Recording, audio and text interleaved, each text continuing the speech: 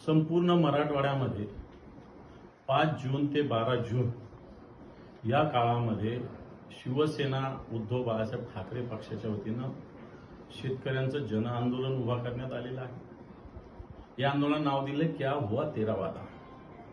कारण ज्या पद्धतीनं सरकारने निवडणुकीच्या वेळेस वायदे केले होते, कर्जमुक्तीचे केले होते, बहिणीने 21 रुपयाचे केले होते, SGSTच्या माध्यमातून शेतकऱ्याला परताव्याचे केले होते, पीक विम्याचे केलेले आहेत, असे अनेक शेतकऱ्यांचे हमी भावाचे केलेले, हर घर जल आहे, हर घर नल आहे, हर घर छत आहे, असे अनेक वायदे सरकारने केले, परंतु याचं कोणतेही पूर्ण झाले म्हणून या सरकारला आठवण करून देण्यासाठी क्या हुआ तेरा वादा संपूर्ण मराठवाड्यात तालुका स्तरावर हे आंदोलन होणार आहे।